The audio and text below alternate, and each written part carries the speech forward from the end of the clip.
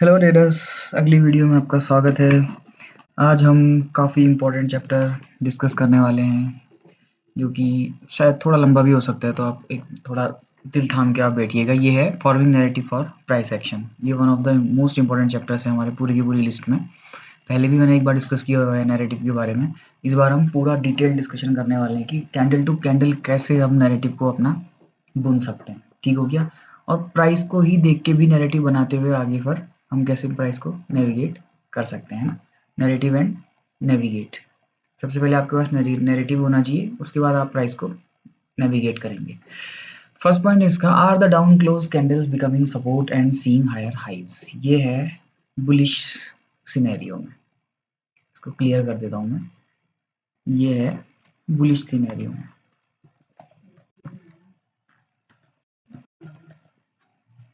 Clear cut बात है। ये बुलिश सिनेरियो के लिए, बेयरिश सिनेरियो के लिए ग्रीन कैंडल होते हैं और लोअर लोज बनते हैं। हायर हाइज और लोअर लोज मैंने इसके लास्ट चैप्टर में डिस्कस किया हुआ है। वैसे ही बहुत लंबा चैप्टर हो सकता है, तो इसलिए मैं और ज़्यादा लंबा इसको बनाने की कोशिश नहीं करूँगा। तो इसका मतलब क्या हुआ है कि अगर आप बुलिश सिनेरियो को का नैरेटिव रखते हैं, तो आपके पास ये कैंडल्स का कन्फर्मेशन होना चाहिए कि down close candles become support और आपको मिलनी चाहिए हायर हाइज। तो एक छोटा सा एग्जांपल यहाँ पर देखते हैं कि जैसे मान लेते हैं कि इस छोटे से रन में मार्केट यहाँ तक बुलिश कंडीशन में था, तो आपको क्या दिखना चाहिए कि जो रेड कैंडल्स हैं, ये रेड कैंडल है, क्या ये सपोर्ट प्रोवाइड कर रही है मार्केट को या नहीं। जैसे अगली रेड कैंडल फिर से ये अगला ऑर्डर ब्लॉक बना, वही है डेफिनेशन, बस देखने का नज़रिया अलग है नैरेटिव के टर्म्स में। अभी ट्रेड एग्जीक्यूशन के टर्म्स में नहीं देख रहे हम इसको, ये केवल नैरेटिव बिल्डअप करने के टर्म्स में है। ठीक हो गया? कि हायर टाइम फ्रेम में आपने जो नैरेटिव बना रखा है, क्या छोटा टाइम फ्रेम उसको फॉलो कर रहा है या नहीं। अभी अब देखते हैं कि इस लेग में छोटे टाइम फ्रेम में मार्केट ने क्या किया है, किस तरीके से नैरेटिव देखेंगे। यहाँ पर से हम ये देखना चाह रहे हैं कि क्या मार्केट को अपसाइड को जाने की पॉसिबिलिटी है या नहीं है। तो ये हायर टाइम फ्रेम का ऑर्डर ब्लॉक है, इसको हटा देते हैं।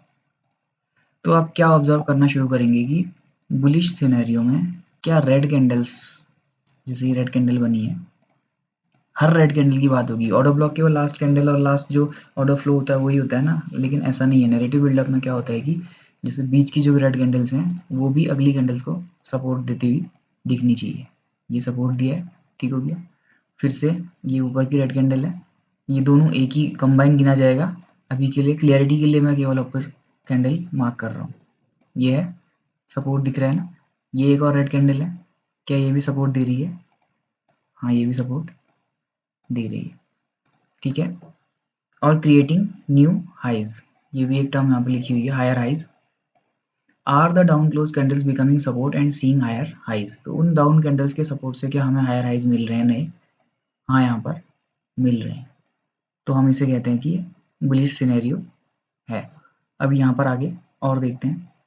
आगे फिर से सेम चीज़ हुई है ना। ये रेड कैंडल है, सपोर्ट मिला, ऊपर जाना शुरू हुआ। रेड कैंडल सपोर्ट मिला, फिर ऊपर जाना शुरू हुआ।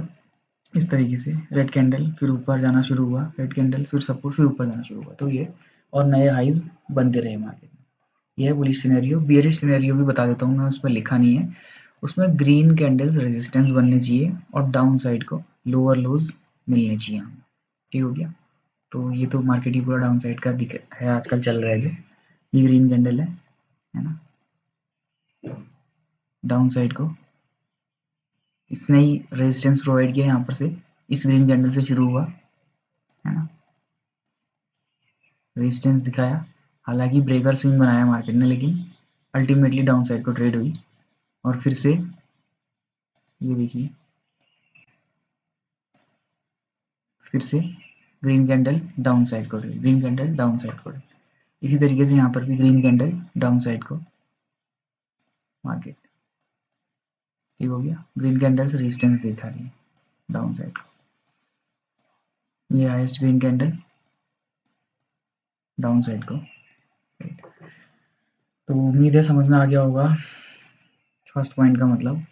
बुलिश सिनेरियो को लिखा हुआ है, बेरिश सिनेरियो को मैंने समझा दिया। Down close candles becoming support and seeing higher highs. इससे हम क्या बता लगा सकते हैं कि हमारा जो नैरेटिव है वो सही है और रेड कैंडल्स सपोर्ट करती हैं, ग्रीन कैंडल्स रेजिस्टेंस बनती है कभी भी। ठीक है, ये बुलिश सिनेरियो को लिखा हुआ है, बेयरिश सिनेरियो को मैंने समझा दिया। Are swing highs breaking and seeing higher highs, ये भी बुलिश सिनेरियो का ही है।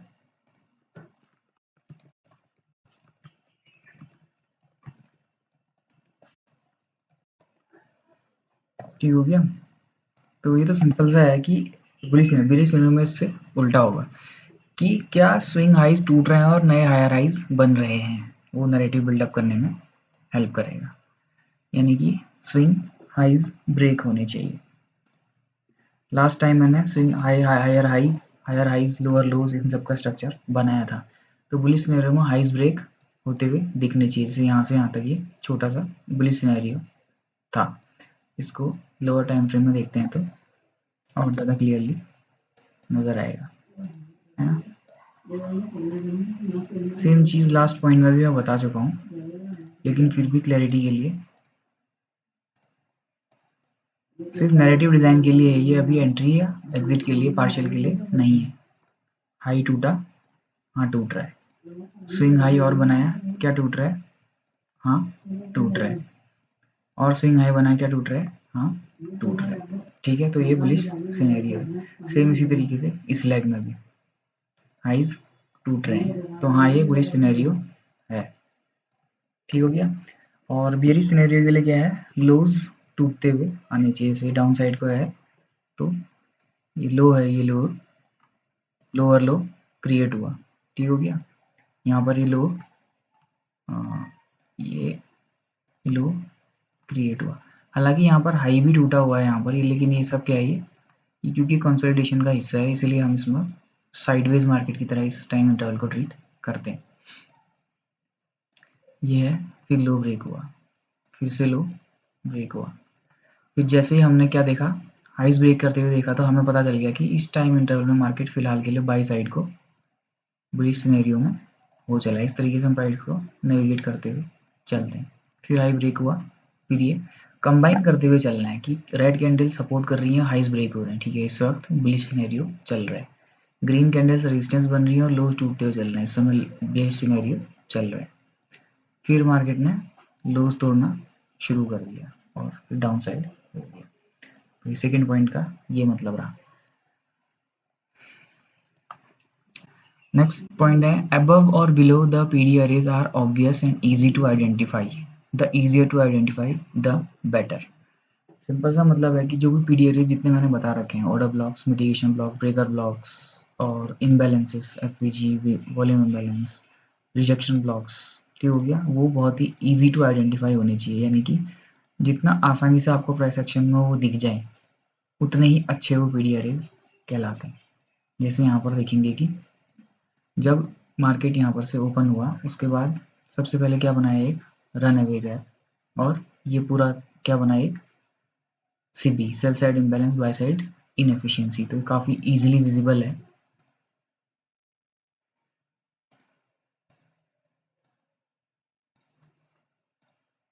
तो जितना इजीली विजिबल होगा, उतना ही ज़्यादा आसान पड़ेगा हमारे लिए और उतना ही अच्छा वो ब्लॉक कहलाएगा। अगर हमें खूब सारा जूम इन करते कर करके अगर छोटा सा कोई ऑर्डर ब्लॉक, जैसे ये छोटा सा ये दिख गया हमें एफईजी, तो काफ़ी कोशिश करने के बाद इसको देखना पड़ा और वही उसका रिजल्ट भी रहा कि इसने कुछ किया ही नहीं, कुछ खास नहीं किया यहाँ पर से, देखिए। जबकि यहाँ पर से क्या हुआ, एकदम से रिजेक्शन मिला इसके कॉन्सिक्वेंट एनक्रोचमेंट से। ठीक हो गया। जितना इजीली स्पॉट होता है पीडी अरे इम्बैलेंस या जितने भी पीडी अरेज हैं, वो उतना ही ज़्यादा अच्छा उसका चांसेस होते हैं कि वो वर्क करेगा। अबव और below PD arrays are obvious. और बिलो साइड का भी एक देखते हैं कि यहाँ पर भी एक ऑब्वियस पीडी अरे दिख रहा है अच्छा खासा, ये इसने भी सपोर्ट दिखाया मार्केट को और एक शॉर्ट टाइम बाई साइड में मार्केट को धकेल दिया। ठीक हो गया। इस तरीके से हम नैरेटिव डिज़ाइन कर सकते हैं। अब आगे आप धीरे धीरे करके ये पूरा का पूरा आप लगभग यही सीख रहे हैं कि दिन में कैसे काम करना है ट्रेड में। जब जब जैसे जैसे कैंडल फॉर्मेशन होते जाना है, कैसे कैसे हमें देखना है कि नैरेटिव अभी बाई साइड में चल रहा है मार्केट या बियरिश सेल साइड को जा रहा है, कौन सा पीडी एरियाज इजीली स्पॉट हो रहे हैं आपको और रिस्पेक्ट होने का चांसेस है, ये सब, है ना। तो ये चैप्टर काफ़ी ज़्यादा इंपॉर्टेंट है। One of the most important chapters. दो नैरेटिव के दो चैप्टर्स हो गए हैं, दूसरा चैप्टर नैरेटिव का है ना। The easier to identify the better, ठीक हो गया। नेक्स्ट देखते हैं, the cleanest price section are the most favourable markets to trade in. इसका मतलब होगा कि cleanest price section are the most favourable markets to trade in. जहाँ क्लैरिटी कम है वहाँ पर ट्रेडिंग अवॉइड करनी चाहिए। For example clean price action, sideways price action. इसमें साइडवेज में क्या होता है कि अगर आपको इम्बैलेंसेस, ऑर्डर ब्लॉक्स या पीडी अरेज कुछ मिलते भी हैं तो वो क्लियरली आपको रिस्पेक्ट होते हुए नहीं दिखते, ठीक हो गया। जबकि यहाँ देखिए आप, ये कितना अच्छे तरीके से रिस्पेक्ट होते हुए फिर बाय साइड को इसने, है ना, ब्रेकर स्विंग बनाते हुए बाय साइड को ट्रेड किया, है ना। जबकि यहाँ पर क्या हुआ, यहाँ पर क्लीन प्राइस एक्शन नहीं था। सेम तरीके से यहाँ पर भी तो इम्बैलेंस बन गया, इसका मतलब ये नहीं है कि रिस्पेक्ट होगा ही होगा। ये डिपेंड करता है कि प्राइस एक्शन कितना क्लीन है, ठीक हो गया। ये इम्बैलेंस यहाँ बना, रिस्पेक्ट नहीं हुआ, साइडवेज ही रह गया। जबकि जब मार्केट क्लीन प्राइस एक्शन में था तब क्या हुआ, ये इम्बैलेंस रिस्पेक्ट हुआ और मार्केट ने आगे को ट्रेड दी, ठीक हो गया। ये अपसाइड को भी प्राइस एक्शन बहुत क्लीन नहीं है ना। इसमें भले ही आपको हायर हाइज हायर लोज दिख रहे हैं, लेकिन हर लास्ट कैंडल, हर अगली कैंडल पिछली कैंडल को ओवरलैप कर रही है। तो इसका एक मैंने नाम दिया था, क्या दिया था, हाई रेजिस्टेंस लिक्विडिटी रन। तो इस ये फेवरेबल कंडीशन नहीं है, ये लो रेजिस्टेंस लिक्विडिटी रन है, ये फेवरेबल कंडीशन है, ठीक हो गया। तो इस पॉइंट का रिलेशन उस पॉइंट से है, high resistance liquidity run, low resistance liquidity run, HRLR और LRLR से ही इसका डायरेक्ट रिलेशन है। क्लीन प्राइस एक्शन मतलब इजीली विजिबल पीडी अरेज होने चाहिए, और इस तरीके से साइडवेज कंडीशन यानी कि HRLR, high resistance liquidity run, नहीं होना चाहिए, ठीक हो गया। नेक्स्ट पॉइंट की ओर को बढ़ते हैं। आप पिछले चैप्टर्स देखेंगे तो और क्लियरली समझ में आ जाएगा, नहीं तो ये चैप्टर बहुत लंबा हो जाएगा अगर वो सारे टॉपिक्स भी यहाँ डिस्कस करने लगूंगा तो इसके लिए आप HRLR और LRLR वाला जो प्राइस लेक्चर है हमारा, लिक्विडिटी रन वाला, हाई रेजिस्टेंस और लो रेजिस्टेंस, उसको देख सकते हैं, ठीक है। नेक्स्ट है हमारा, the PD array that has been traded to और executed on most recently indicate the opposite PD array spectrum will be reached for. क्या मतलब हुआ इसका, सिंपल सा मतलब है, इंग्लिश में ऐसे देखने में लग रहा है बहुत कठिन सा है, लेकिन क्या है कि जो मोस्ट रिसेंट पीडी अरे जिसको या तो आपने एग्जीक्यूट कर रखा है या फिर अभी अभी प्राइस उसमें से ट्रेड किया हुआ है मोस्ट रिसेंटली, वो बताता है कि जो अपोजिट पीडी अरे स्पेक्ट्रम है, यानी कि जो दूसरी साइड का पीडी अरे है, वो वहां तक पहुंचने की कोशिश करेगा। यहीं पर ये एग्जांपल है, आज का ही एग्जांपल है। देखिए कैंडल बाय कैंडल देखते हैं, ठीक है, क्या हुआ होगा। ये सेल साइड को बना, आपने यहाँ पर पीडी अरे स्पॉट किया, किस टाइप का पीडी अरे, सीबी, इसे मार्क कर लेते हैं, सीबी, ठीक हो गया, सेंटर, ठीक हो गया, सीबी दिख रहा है। अब जब प्राइस ने, अब आपने एक ओवरव्यू बनाया, डाउन साइड गया, ये सीबी में आएगा तो मैं सेल साइड की ट्रेड प्लान करूंगा। क्या हुआ, market HRLR, high resistance liquidity run बनाते हुए ऊपर को गया, फिर डाउन साइड को आया, आपने थोड़ा सा घबराहट हुई कि कहीं ये बिना यहाँ तक पहुंचे इतनी डाउन साइड आ रहा है। ऐसी रैश ट्रेडिंग नहीं करनी है, मैंने एक लेक्चर में डिस्कस किया हुआ है। आपने जो प्लान किया कि वो वही ट्रेड करना है। उसके बाद आपने देखा कि ये एकदम से ऊपर को ट्रेड करने लगा, क्या बनाते हुए, एक BC बनाते हुए। अभी ये केवल बना हुआ है BC, ठीक हो गया। अभी इसको और आगे तक नहीं बनाते हैं BC, ठीक हो गया। अभी केवल कैंडल यहाँ तक बनी हुई है। अब जैसे ही कैंडल यहाँ पर आ गई तो हम इसे कहते हैं कि price traded to a PD array, है ना। इस स्टेटमेंट का मतलब है the PD array that has been traded to और एग्जीक्यूटेड ऑन, यानी कि यहाँ पर इस पीडी अरे में प्राइस गया, प्राइस ने ट्रेड किया इस पीडी अरे के अंदर, आपने इसमें एग्जीक्यूट भी किया हो सकता है, यहाँ पर सेल साइड की एंट्री प्लान की सकती है। उसके बाद क्या होगा कि मोस्ट रिसेंटली, यानी कि अभी जो लेटेस्ट यही है, indicate the opposite PD array spectrum will be reached for, यानी कि अपोजिट पीडी अरे स्पेक्ट्रम मतलब कि क्योंकि ये सेल साइड का पीडी अरे था, उसका अपोजिट हुआ बाय साइड का पीडी अरे स्पेक्ट्रम, यानी कि ये सीबी है तो यहाँ पर बीसी और mitigation block, breaker block, order block, कुछ भी हो सकता था। मैं केवल एक एग्जांपल के लिए बताऊंगा इम्बैलेंसेस के थ्रू, क्योंकि ये इजी टू अंडरस्टैंड और इजी टू विजुअलाइज है। यहाँ पर जब ट्रेड करेगा तो हमारा एक्सपेक्टेशन, अगर हम एंट्री यहाँ पर लेंगे या यहाँ पर लेंगे, हमारा सिंपल सा एक्सपेक्टेशन केवल और केवल नेक्स्ट पीडी अरे यानी कि इस बीसी तक का ही होगा एज अ बिगिनर। बहुत ज़्यादा ये नहीं कि लोज को मार्क कर रहे हैं और यहाँ तक जाना है हमें, नहीं। एज अ बिगिनर सिंपल आपने यहाँ पर बाय सेल किया है तो यहाँ पर आप उसको एग्जिट कर देंगे, या फिर इसका अपोजिट मान लेते हैं आपने यहाँ पर तक ट्रेड एग्जीक्यूट नहीं की तो आप इस बीसी से ट्रेड एग्जीक्यूशन का प्लान बनाएंगे। तो जब आप यहाँ पर बाय करेंगे तो आप 100% ये है कि नेक्स्ट जो स्पेक्ट्रम में अपोजिट साइड यानी कि ये बाई साइड है तो सेल साइड का जो पीडी अरे है यानी कि सीबी, वहाँ पर आप एग्जिट कर ही देंगे। तो अगर आप यहाँ पर भी एंट्री लेंगे और यहाँ एग्जिट करेंगे तो उतना इनफ है, और इतना ही दिया आज के दिन मार्केट में। ये तो एक परफेक्ट एग्जांपल बन के आ गया आज ही का मार्केट, ठीक है ना। यहाँ पर अगर एंट्री है तो यहीं पर इसी नेक्स्ट ये जो अपोजिट स्पेक्ट्रम का पीडी अरे है वहाँ पर एग्जिट है ही है, यहाँ बाई है तो यहाँ सेल है ही है किसी भी हालत में, ठीक हो गया। और वैसे भी ये डाउन साइड का एक्सपेक्टेशन है तो उसमें काउंटर ट्रेंड रेट ज़्यादा बड़ी नहीं हो सकती, पर एज बिगिनर आप दोनों ही साइड की ट्रेड, चाहे विद द ट्रेंड हो काउंटर ट्रेंड हो, मोस्ट लाइकली हमेशा यही होता है कि अपोजिट साइड का पीडीआरए तक ही प्राइस जो है स्मूथ रन देता है, उसके बाद साइडवेज हो जाता है या फिर पुल बैक लेके फिर जाता है आगे, ठीक है। तो इस पॉइंट का मतलब मुझे लग रहा है शायद आपको समझ में आ गया होगा। स्पेक्ट्रम में अपोजिट साइड यानी कि सेल साइड का पीडीआर अगर आपको ट्रेड हुआ है तो आप बाई साइड तक ही उसको इस पोजीशन को होल्ड करेंगे। आप बाई साइड में एंटर किए हैं तो आप केवल सेल साइड के पीडीआर तक ही पोजीशन को होल्ड करेंगे, ठीक है। जब और ज़्यादा आगे एक्सपीरियंस आ जाएगा तो फिर आप लिक्विडिटी पूल यानी कि लोज और हाइज को टारगेट कर सकते हैं, ठीक हो गया। अब देखते हैं next point, sixth point, always confirm low time frame PDRA give way और fail as price moves in your favor and give new PDRA support price as it moves toward the PDRA on the high time frame। तो इसका क्या मतलब हो गया कि जब आपने यहाँ पर एंट्री ली तो हमेशा ये कंफर्म करना है कि मान लेते हैं यहाँ पर सेल साइड एंट्री ली तो आपको लोअर टाइम फ्रेम में ये देखना है कि लोअर टाइम फ्रेम में आपके नैरेटिव से अपोजिट जो भी पीडीआरए हैं वो फेल होते हुए दिखनी चाहिए आपको। इसका मतलब ये हुआ कि मान लेते हैं कि यहाँ पर कहीं पर एंट्री ली गई है तो जो लो टाइम फ्रेम के पीडीआरए फेल होने का मतलब है, फर्स्ट पॉइंट याद रखिएगा कि red candles should support price. क्या यहाँ पर रेड कैंडल ने प्राइस को सपोर्ट किया? नहीं किया, तो आपको ये पीडीआरए फेल होता हुआ दिखा। इसके अलावा और क्या दिखा आपको? लोअर लो बनता हुआ दिखा आपके फेवर में, ठीक हो गया। इसके अलावा क्या दिखा आपको? ये जो बाई साइड का मिटिगेशन ब्लॉक था, अगर याद है तो ठीक है, नहीं है तो पीछे जाकर आप लेक्चर देख सकते हैं। ये मिटिगेशन ब्लॉक भी फेल होता हुआ दिख गया।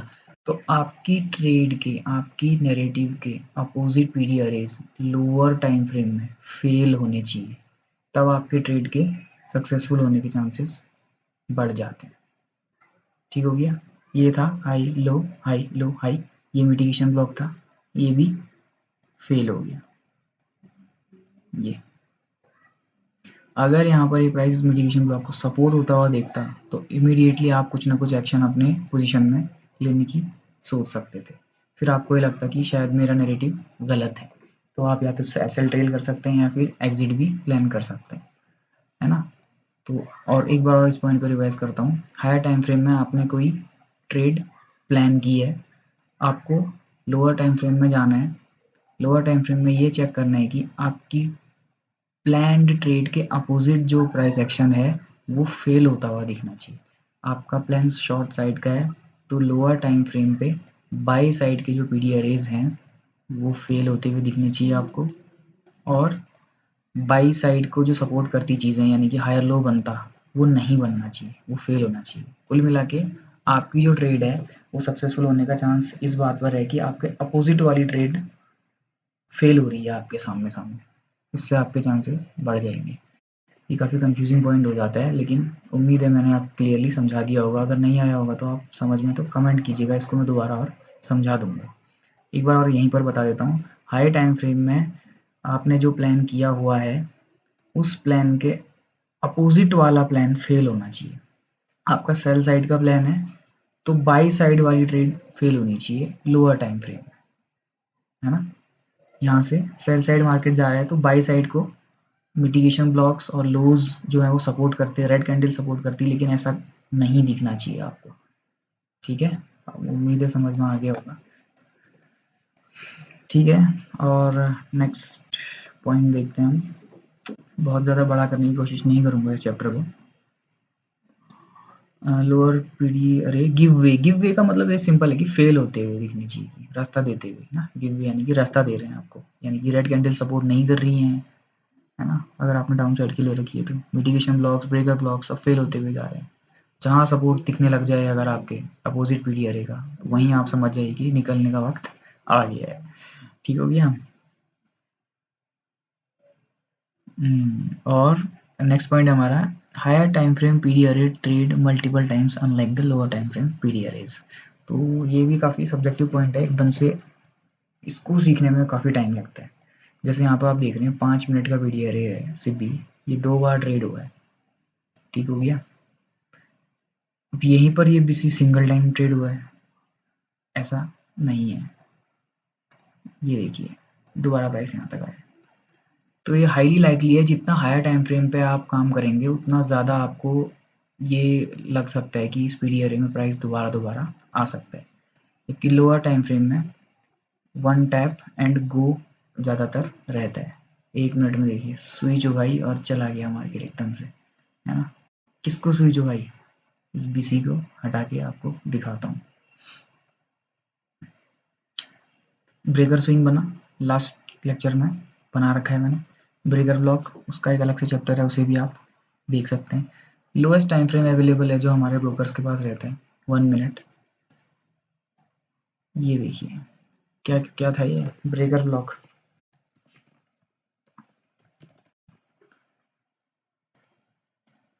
ये हो गया, इसको रेड कर लेंगे।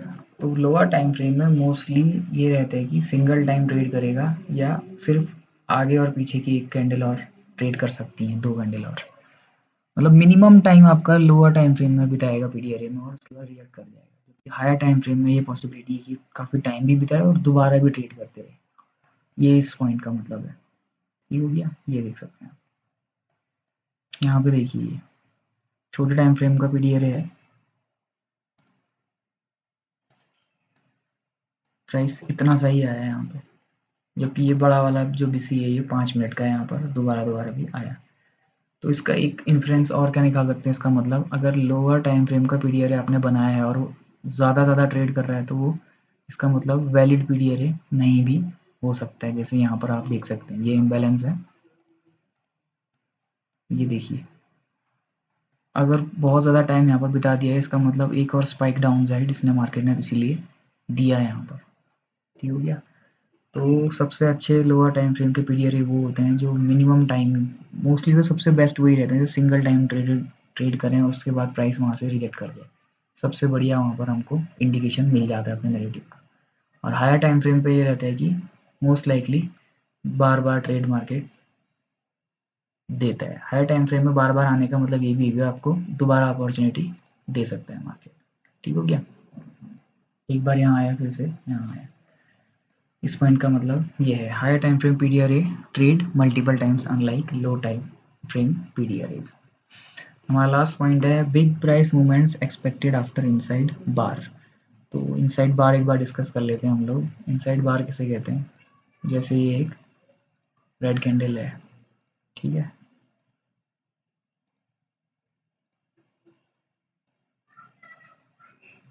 इसको भी रेड बना देते हैं।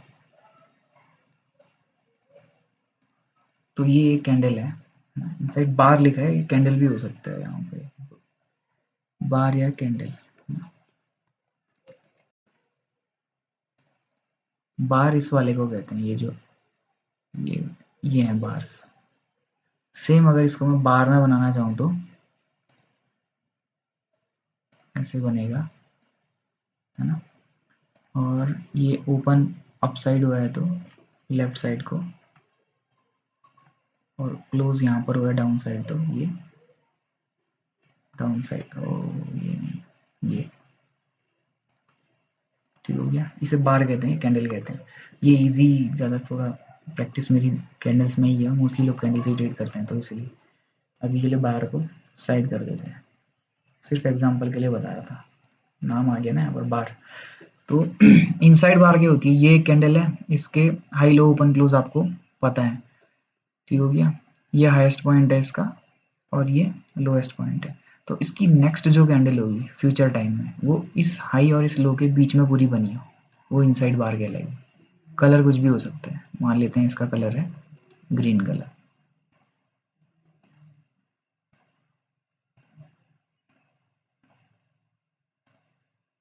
ये इनसाइड बार कैंडल है ना। कलर आप रिवर्स भी कर सकते हैं इसका, मतलब कि इसे ग्रीन से रेड भी बना सकते हैं, मतलब इस कैंडल की रेंज में, यानी कि इसके हाई और लो के बीच में ही पूरी कैंडल बनी है, फिर वो चाहे ऐसी हो या फिर हैमर बने, है ना, हैमर किसे कहते हैं, ये हैमर होती है, शेप कुछ भी हो सकता है उसका, इसे कहा जाता है इनसाइड बार या इनसाइडर कैंडल, ठीक हो गया। इसका मतलब क्या है कि ये इंडिकेशन है सिर्फ एक, है ना, कि ये रेंज एक साइड से तोड़ सकता है अभी तक। अच्छा ये भी है कि प्राइस एक्शन में जो भी हमने ब्लॉक्स वगैरह सीखे हुए हैं उसमें ये कैंडल सिंगल कैंडल कंसिडर की जाती है। अगर ये एक ऑर्डर ब्लॉक बन रहा है तो इसी को मार्क करेंगे इनसाइडर बार को एज की एग्जिस्ट नॉन एग्जिस्टेंट कंसिडर करेंगे। अगर ये मिटिगेशन ब्लॉक बन रहा है तो भी इसी को मार्क करेंगे, ब्रोकर ब्लॉक बन रहा है इसके बाद इनसाइडर कैंडल है तो इनसाइडर कैंडल को कभी भी मार्क नहीं किया जाता है। इनसाइडर कैंडल बनी है और उसके बाद अगली कैंडल बाहर निकली और एक एफईजी बना रही है तो वो भी मार्क नहीं होगा, ठीक हो गया। कुछ एग्जांपल देख लेंगे उससे समझ में आएगा।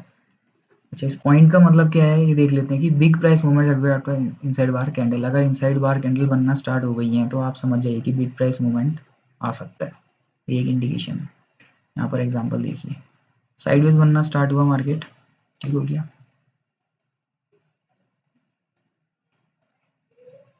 ये इसका हाई है, ये लो है, इसकी नेक्स्ट कैंडल इनसाइड बार है, ये ग्रीन कैंडल, ठीक हो गया। रेड कैंडल भी इनसाइड बार है, ये दोनों की दोनों कैंडल इसी के अंदर है ना।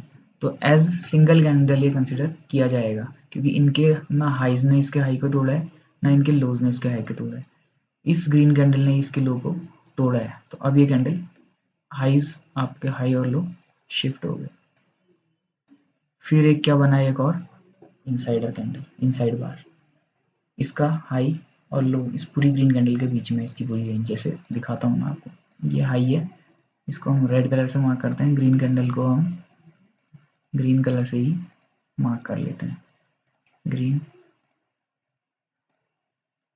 ग्रीन, और अब नेक्स्ट कैंडल के लो को रेड से।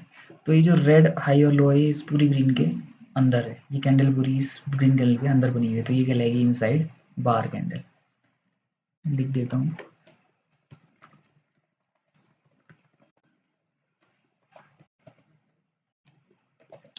इनसाइड बार है इनसाइड कैंडल। अब इसकी नेक्स्ट कैंडल देखते हैं, ये भी इसी ग्रीन कैंडल के अंदर बनी हुई है ना। तो जब ये भी इनसाइड बार है, ठीक है, ये इस ग्रीन कैंडल के ना लो को तोड़ा है ना हाई को तोड़ा, जब भी इनसाइड बार्स बनना स्टार्ट हो जाती हैं तो ये समझ जाइए कि ये एक बिग बड़ी ट्रेड आने का एक इंडिकेशन बता रही है। ये देखिए, ये देखिए चला गया, है ना। यहाँ पर देखिए इनसाइड बार है नहीं है, लोज हाइज टूटे हुए हैं किसी न किसी तरीके, बड़ा प्राइस मूवमेंट आने का एक्सपेक्टेशन कम है। यहाँ पर देखिए इनसाइड बार बनाए, ये केवल इंडिकेशन है ना, कंफर्मेशन नहीं है, इसको एज इंडिकेशन लेना होगा। ये ग्रीन कैंडल इनसाइड बार है, ये भी इनसाइड बार है, आया मूव, हालांकि फेल हो गया क्योंकि ऊपर ही प्रीमियम डीसी था, यहाँ सीबी था, यहाँ पर है ना, प्रीमियम एफईजी था, लेकिन ये एक इंडिकेशन था कि हाँ यहाँ पर से एक बड़ा मूवमेंट है, मूवमेंट था लेकिन फेल हो गया, ये हो गया। और एफईजी में किस तरीके से इसको नहीं काउंट करना है,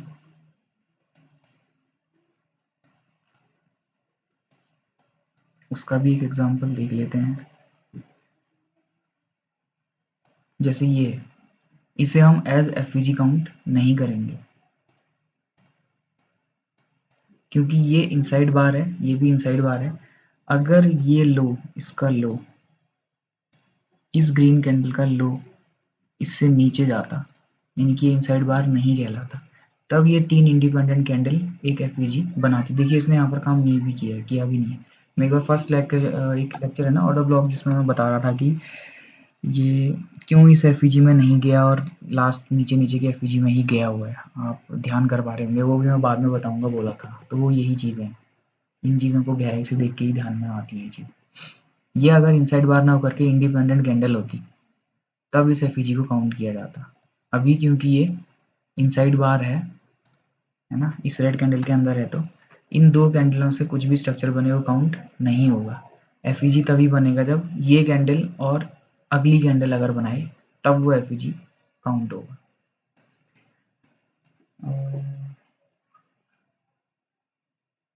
और इनसाइड बार केवल राइट साइड को ही देखते हैं, ये इनसाइड बार नहीं है। ऐसा नहीं सोचना कि यहाँ पर है ना, ये इस रेड कैंडल के अंदर है तो ये इनसाइड बार कहलाएगी, ये भी कंफ्यूजन रहता है काफ़ी।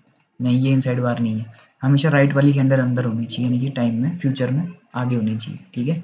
इसलिए ये जो एफईजी है, ये जो सीबी है, ये एक वैलिड एफईजी है और इसमें प्राइस में कुछ भी किया हुआ है।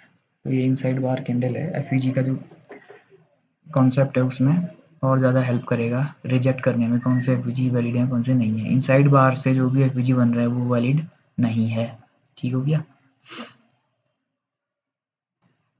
और इनसाइड बार्स को देख के हमें एक इंडिकेशन मिलता है कि प्राइस में वीक मूवमेंट आ सकता है।